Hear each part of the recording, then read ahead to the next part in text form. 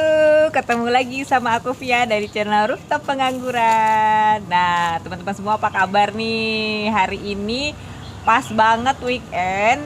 Nah, kita kebetulan lagi mau ngeliput salah satu kegiatan CSR ya. Nah, ini kebetulan ada beberapa orang di sini yang akan aku wawancarai kali ini. Nah, tapi sebelumnya jangan lupa untuk like, comment, dan subscribe dulu channel Rooftop kita, oke? Nah, ini langsung aja kita kenalan dulu sama Mas siapa namanya? Mas Rusli. Mas Rusli. Satu lagi? Bayu. Mas Bayu. Nah, ini sebenarnya ini ada kegiatan CSR dari mana dan apa nih kegiatannya nih? Siapa nih yang mau jawab nih? Oke. Perkenalkan, saya Ketua LPM, kebetulan Ketua RT di sini. Alhamdulillah ini rencana kita mau bikin kebun anggur. Kebun anggur, alhamdulillah dibantu oleh CSR Pertamina, bekerja sama dengan iCare. Kebun anggur ini tujuannya sebenarnya memanfaatkan lahan tidur. Lahan di belakang sini dulu lahan yang tidak tergarap secara baik, rumput ilalang. Ya, saya dan teman-teman kelurahan, teman-teman kampung KB Seraya Adika berinisiatif untuk memproduktifkannya. Salah satunya dengan kebun anggur, berkonsultasi sama Mas Bayu. Ini pakar anggur nih ya. Pakar anggur. Pemula. Masih belajar. Ini kenapa tiba-tiba nanamnya anggur tuh kenapa? Pemilihannya? Nah, pertama satu, jelas unik. Belum jadi aja ada rencana mau bikin kebun anggur tuh sudah menarik. Menarik minat banyak dan itu kok saya lihat masih langka.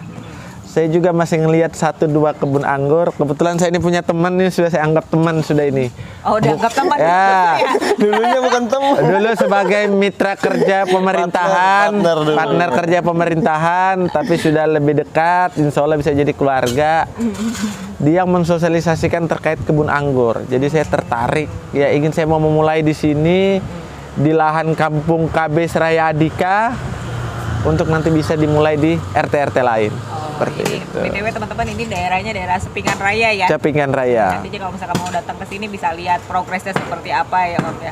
Terus ini berarti yang ngerancang semua ini siapa nih? Mas Bayu atau Mas? Berarti konsepnya Mas Bayu. Oh, konsepnya Mas Bayu. Oke, Mas Bayu ini berapa lama nih bikin kayak gini sampai jadi nih? Kalau bikin GH-nya mungkin semingguan ya Om. Ya, kemarin lagi semingguan. Ini atapnya pakai apa nih? Sama Kita pakai plastik UV, Mbak. Biar ya standarnya lah orang nanam anggur gitu kan, pakai plastik UV, memudahkan kita di perawatan juga biar nggak rawan jamur kan. Jadi kita fokus di nutrisi untuk di akar, itu aja sih. Terus ini sebenarnya lahannya ukurannya berapa nih?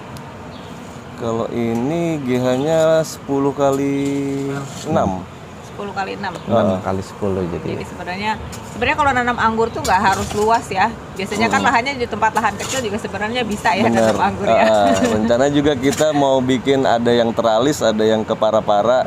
Jadi benar-benar kita manfaatkan maksimal gitu jadinya. Oh, oke. Nah, terus pasti di sini kan nggak cuma viewers kita, nggak cuma di Kalimantan doang nih ya. Maksudnya dari Bandung, dari mana, dari luar kota, di Jawa semua kan banyak nih. Nah, ini kita pengen tahu media tanamnya kalau di Kalimantan ini pakai apa? Apa pakai batu bara gitu kan? Kan biasanya beda tuh sama di Jawa. benar. Apa nih ininya media tanamnya yang dipakai?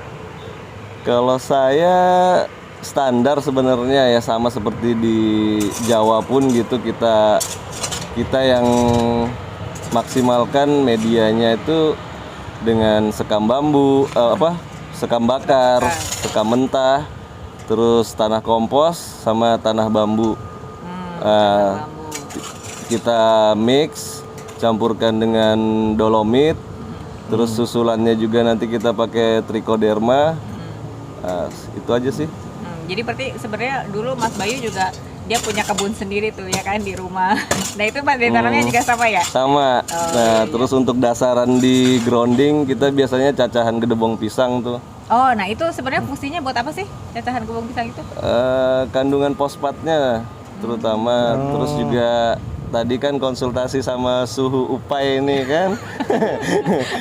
Bisa ada asam amino juga gitu kan. Terus juga mikroorganisme yang baik lah banyak di situ. Sebenarnya kan kadang-kadang ya nanam anggur tuh mereka media tanamnya beda-beda ya. Ada benar. yang kalau kayak di rooftop kan kita nggak pakai tanah karena semi hidroponik kan. Kalau misalkan di sini kan tadi kulihat ada macam-macam, ada yang tanah bambu, ada yang ini yang tanah, ada yang tanah hitamnya juga ya, itu yang tanah dibilang tadi tanah apa? Iya, tanah kompos. Oh, tanah Tanah komposnya. kompos. Terus selain itu ini nanti planningnya udah mulai dikerjain dari hari ini nih ya. Iya benar. Pasukannya banyak. Pasukan, nah untungnya kita didukung sama LPM, terus juga teman-teman dari Balai KB Seraya Andika ini gitu, terus juga ketua-ketua RT gitu kan, ya alhamdulillah warga sekitar juga nanti banyak yang kita libatkan di sini. Karena kan sekarang ya ibaratnya kan kalau orang tuh sekarang kalau dengar anggur kayaknya bisa ya, maksudnya anggur kok bisa tumbuh di lahan panas, benar nggak sih? Kalau dulu kan dengar-dengar anggur tuh pasti selalu tumbuhnya di lahan dingin, benar nggak? Benar. Dulu juga kita mikirnya, oh anggur harus di daerah Malang gitu, dataran tinggi. Ternyata enggak gitu kan, justru dataran rendah juga bisa berbuah dengan baik gitu kan. Berbuah dengan baik banget, apalagi di tempatnya Mas Bayu tuh, nanti kita ke sana. Kemarin kulihat kayaknya buahnya udah rimbun. Sudah menggoda. Di konten yang lain ya guys ya, nanti kita obrak-abrik ke rumahnya Mas Bayu. Terus nih buat selain pesan-pesan buat orang-orang yang komunitas anggur nih apa nih, Mas Rusli dulu deh. Kira-kira nih apa nih?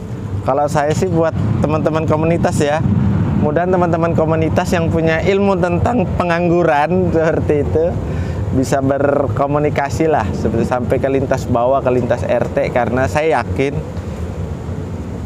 pelatihan atau edukasi tentang kebun anggur tuh mereka butuhkan. Jadi nggak monoton, hidroponik semua istilahnya itu, cabe semua kan seperti itu kan, nanti tanaman-tanaman sayur yang lain gitu kan, saya yakin itu sangat menggoda. Apalagi saya tadi Mas Bayu bilang ya, di Kalimantan walaupun tropis gitu kan, ternyata mudah tumbuhnya gitu kan jika tahu ilmunya, dan tidak perlu lahan besar istilahnya seperti itu.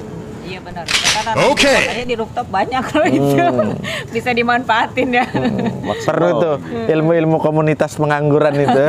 Iya benar. Nah, terus kalau Mas Bayu nih apa pesan-pesannya nih buat komunitas anggur? Kalau untuk komunitas anggur ya kita rapatkan barisan, kita solidkan ya kan.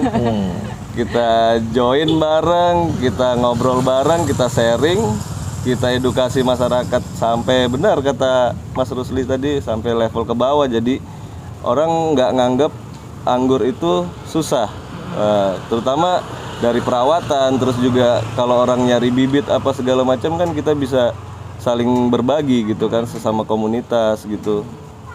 Itu aja sih kalau saya.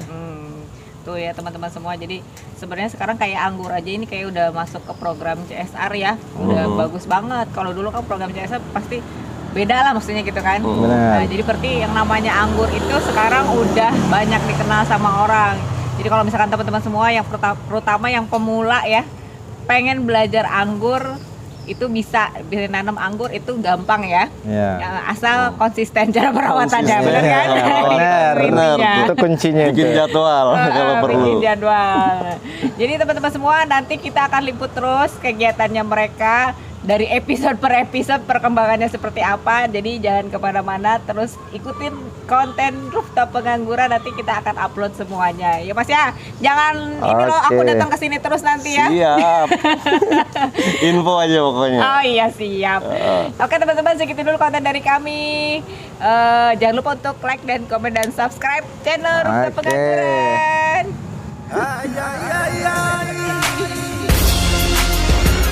Assalamualaikum warahmatullahi wabarakatuh. Ini kita mau bikin metan nih untuk di kebun anggur Seraya Andika. Nah, bahannya nih kita biasa pakai ini kompos bambu nih, karena dia banyak mikroba baiknya, bakteri baiknya, terutamanya kita incar jamur Trichoderma. Terus kedua kita pakai ini kompos, tanah kompos udah hancur banget nih, Selanjutnya ya ini kita pakai sekam mentah sama sekam yang udah dibakar. Nah ini termasuk wajib lah kalau sekam bakar ini. Kita mix bareng, kita campur sama ini kapur dolomit, gunanya untuk netralkan pH tanah jadi nggak asam. Nah nanti tinggal diaduk jadi satu, udah jadi deh.